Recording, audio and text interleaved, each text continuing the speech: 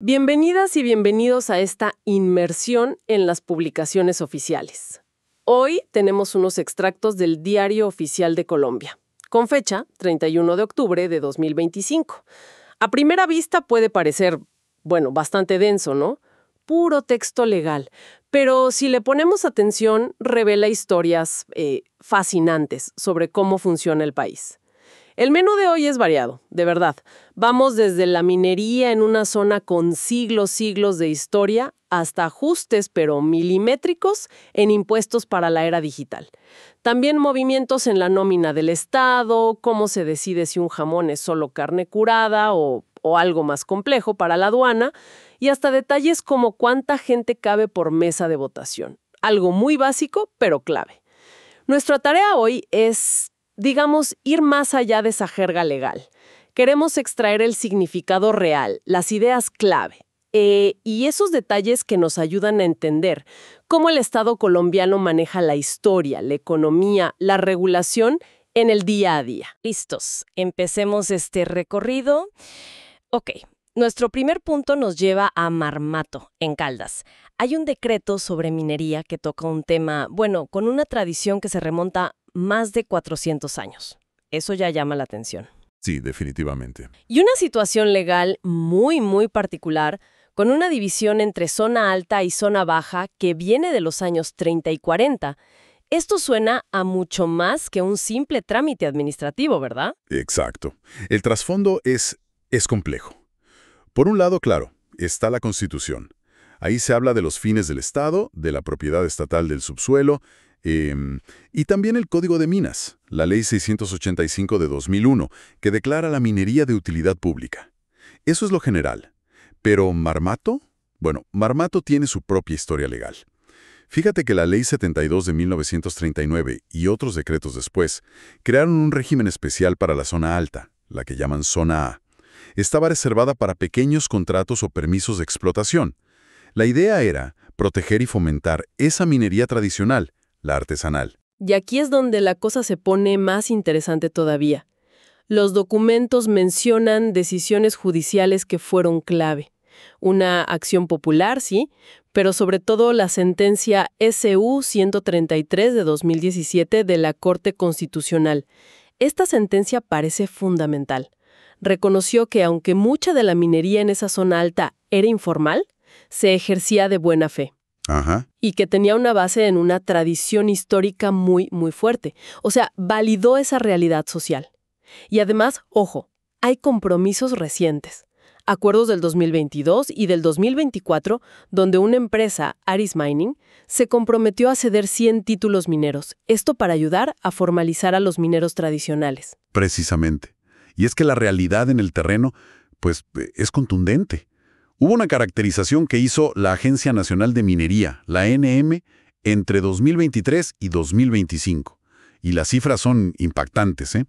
El 95% de las unidades de producción minera, las UPM que llaman, son informales. 95%. Sí. Y muchas llevan más de 11 años, incluso más de 20 años, operando así. Y un dato crucial. Casi el 99% de esas explotaciones informales se superponen con títulos mineros que ya están otorgados y vigentes. ¡Wow! ¡Qué enredo! Un enredo, sí. Entonces, ante este panorama, el nuevo decreto intenta, ofrecer una salida. Modifica el decreto reglamentario del sector, el 1073 de 2015, para aplicar un enfoque diferencial. Esto va en línea con leyes más recientes como la Ley 2250 de 2022 y el Plan de Formalización Minera. Lo novedoso aquí, lo realmente distinto, es que habilita la ANM para tramitar y otorgar concesiones mineras en el Cerro Marmato, pero no por áreas, sino por cotas. ¿Por cotas? ¿Cómo así? O sea, por niveles de altitud o profundidad, usando un modelo digital del terreno que hizo el IGAC, el Instituto Geográfico Agustín Codazzi. Es un intento, pragmático, de dar un estatus legal respetando esa minería tradicional que ya validó la Corte. Básicamente organizarla verticalmente en el cerro a través del Sistema Integral de Gestión Minera, el SIGME. Fascinante. De verdad fascinante cómo se intenta encajar la ley a una realidad tan arraigada. Ahora, demos un giro de 180 grados, pasemos de las profundidades de la tierra a las complejidades de las finanzas públicas con la DIAN, la Dirección de Impuestos y Aduanas Nacionales. Tenemos una resolución, la 000233, que ajusta otra del mismo año, es sobre el reporte de información tributaria, la famosa información exógena, ¿no? Para el año 2024 y los que siguen. Mucho detalle técnico aquí, pero ¿cuál es la historia detrás de todos estos ajustes? ¿Qué buscan? Pues mira, la meta general, como dice el Estatuto Tributario, el ET, en su artículo 631-3, es mejorar la calidad de la información que recibe la DIAN. ¿Para qué? Para hacer más efectivo el control fiscal. Esencialmente eso. Más allá de la lista enorme de cambios, se ven tendencias claras. Primero, se amplía el universo de quienes deben reportar. Más gente, más empresas. Segundo, y esto me parece clave, se refina qué se reporta sobre pagos y retenciones.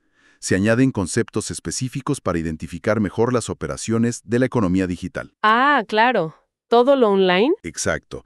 Y para detectar la presencia económica significativa de empresas extranjeras que venden en Colombia pero no tienen domicilio físico aquí. Esto está en el artículo 23 del ET. Es básicamente la DIAN adaptándose a cómo se hacen negocios hoy en día. También, fíjate, se pide más detalle en los reportes de IVA y en cómo se informa sobre contratos de colaboración, consorcios, uniones temporales, ese tipo de figuras. Por ejemplo, introduciendo el NIES-PJ. Es el número de identificación de entidades sin personería jurídica. Más control ahí. Otra novedad.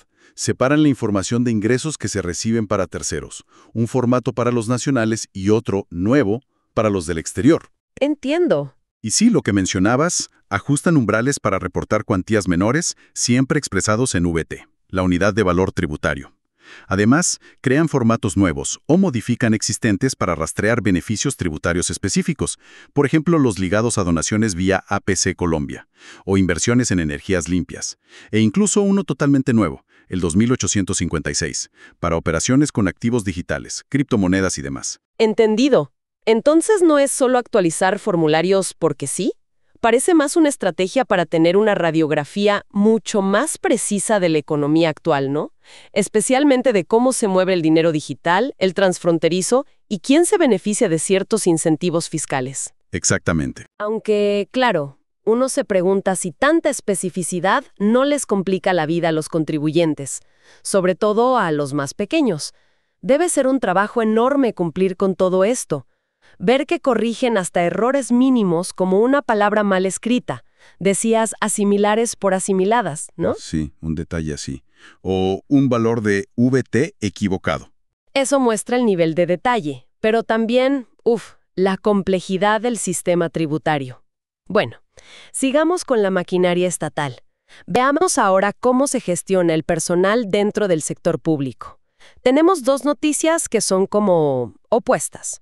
Por un lado, la Corporación Autónoma Regional de los Valles del Sinú y del San Jorge, la CBS, decide suprimir un cargo, uno de topógrafo. Así es. Esto, se ampara en la normativa que permite a las entidades públicas ajustar sus plantas de personal, ya sea por necesidades del servicio o por modernización. Ahí están la Ley 99 de 1993, el Decreto 1083 de 2015. La decisión, según el documento, se basó en un estudio técnico que hizo la Universidad Nacional.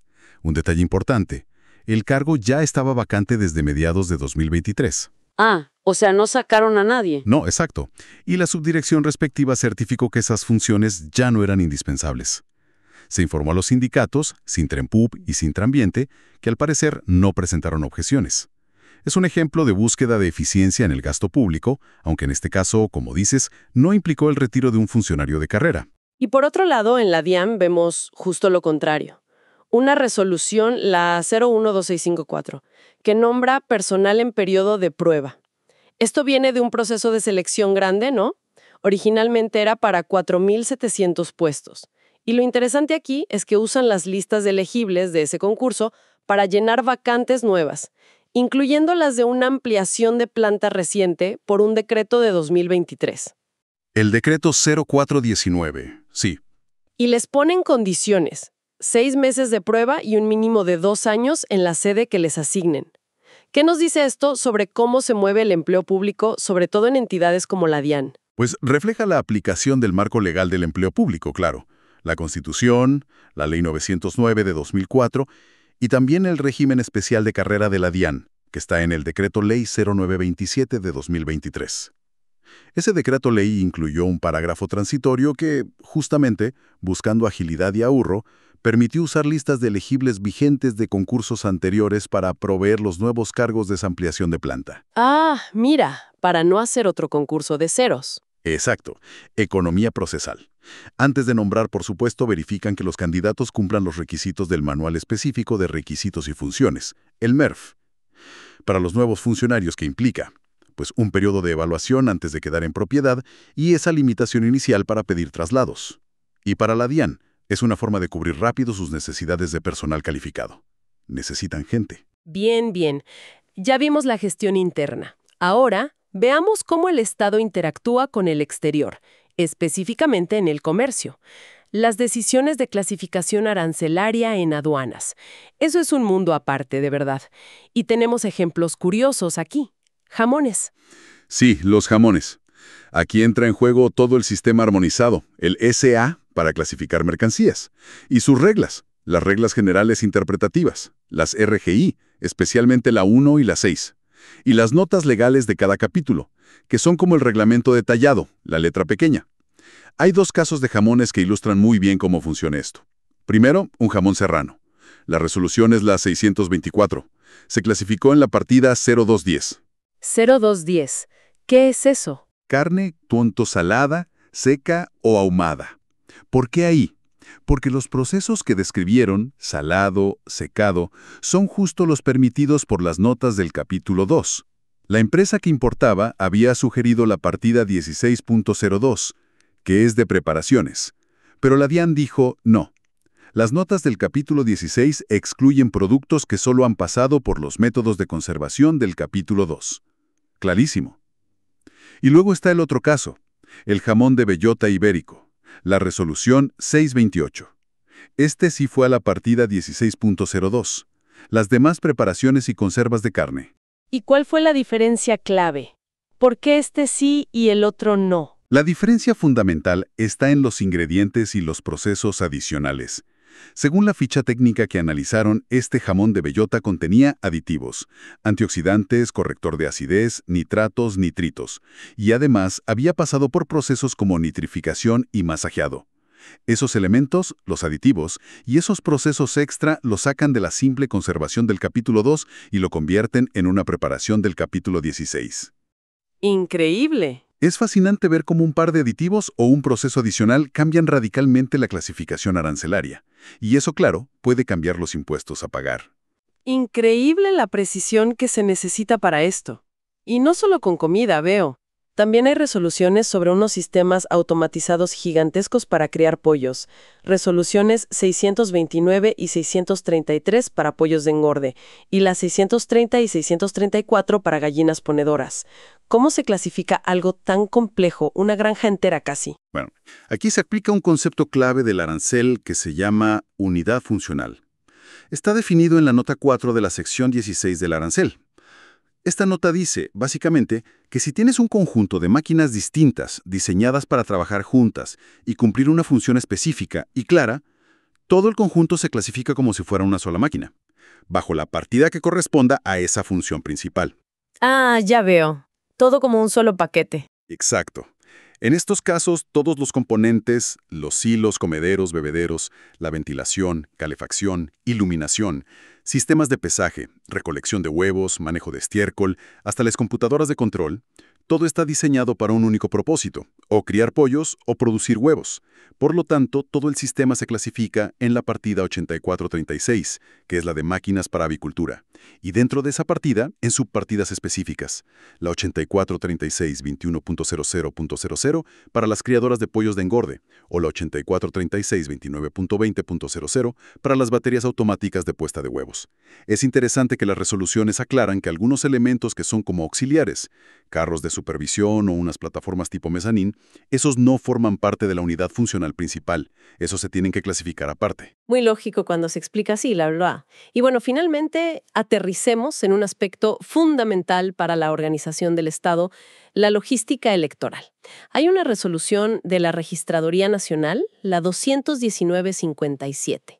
fija el número máximo de votantes por mesa de votación en el departamento del Magdalena. Suena súper administrativo, muy técnico, pero es la base para que podamos votar ordenadamente, ¿no? Totalmente. La base legal es la Constitución, claro. El artículo 120, que le encarga a la registraduría organizar las elecciones, y normas como el Código Electoral, artículo 85, y el Decreto Ley 1010 de 2000. La registraduría tiene esa función, garantizar que todo funcione con imparcialidad y eficiencia.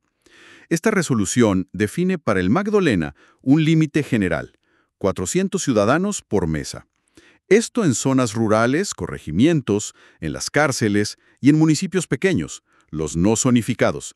Pero en los puestos de votación más grandes, los que llaman puestos censo, en ciudades como Santa Marta, Ciénaga, El Banco, Fundación, Plato, ahí permite hasta 800 votantes por mesa. El doble. El doble. El objetivo es claro, evitar esas filas interminables en unos sitios y mesas casi vacías en otros. Buscan un equilibrio para que el día de la elección transcurra de la forma más fluida posible. Es, como dices, la democracia en sus detalles más prácticos. Entonces, haciendo un balance de este recorrido por el diario oficial, hemos visto al Estado en múltiples facetas, ¿no? Intentando resolver un conflicto histórico minero con soluciones técnicas, como esas cotas en Marmato.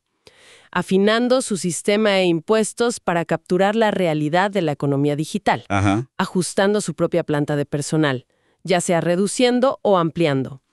Tomando decisiones increíblemente detalladas sobre cómo clasificar desde un jamón hasta una granja automatizada para pollos. Sí, sí. Y organizando la logística electoral hasta el último detalle de la mesa de votación. Todo está ahí, en esas páginas. Exacto. Lo que demuestran estos documentos, al final, es el esfuerzo constante por traducir principios legales y necesidades prácticas en reglas concretas.